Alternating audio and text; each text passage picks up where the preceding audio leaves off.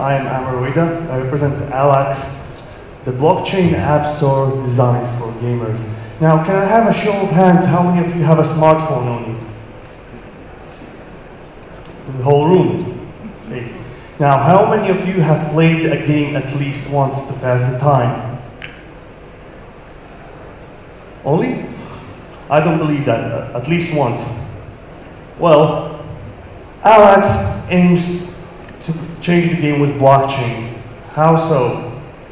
Well, Decent and Dragonfly joined forces to create a joint venture. Decent is a blockchain provider with a proven record. It uses DPoS, so it has really fast transaction times. And Dragonfly is a company that provides white label solutions to mobile manufacturers. Essentially, it has a base of 100 million active users. Now, we are aiming our product at Southeast Asia. About 42% of the gaming revenue is mobile gaming. So mobile gaming is getting a huge traction currently. And of that, 47% of all mobile game revenue is done by APAC or Asia Pacific countries.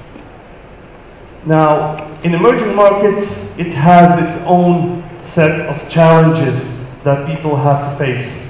Can you imagine that there are about 2 billion people who are unbanked? That's 1/3 of the world's population who don't have access to credit cards, debit cards, or traditional ways of banking. But these people also have access to smartphones, the same as you. And I know that since I was a little child, I love to play games. And everybody likes to play games, spend their downtime doing something productive. Now, how do these people buy games or get games if they don't have access? Well, they usually, in emerging markets, they usually pay by prime rate SMS. But then that brings another challenge, high fees, because intermediaries take up to 70% of the price of the game, so the developers don't get that much of a profit if they're selling a game. And another thing is long settlement times. For the intermediaries to settle the payments that were done for the games takes up to 6 months. Imagine that you're running a business and you have to wait half a year for the payout. Now that's not really viable, is it? ALAX aims to change all of that. How? Again, by basing the App Store on blockchain. Our payment settlement times go down to 5 seconds. Now that's a huge difference compared to the 6 months they had to deal with before, isn't it?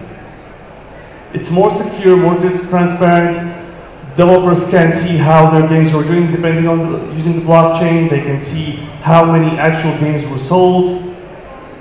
And another bonus that is for the end users as well is that since the high fees went down, developers can include rewards in their games, more in-app content. So everybody wins. The developers win, the end users win, everybody's happy, and that's what people should aim at. Now, how about the use case? We said there's a problem with high payments through intermediaries, through operators. Well, we have a solution to that as well. We can sell top-up cards if you don't want to use payments via SMS. And you can get that with a partnered group of reseller network of brick-and-mortar stores. So basically what it means is that you can top up your credit in the App Store just like you can do it in any other store. The bonus thing about that is that people don't really have to learn new tricks because everybody wants a flawless user interface, a good user experience, and they don't want to learn something from the bottom, like this is a new technique, this is a new mechanic. Nobody wants to do that. So if you get something you're used to, it's easier to learn to work with it. Thank you very much for your time.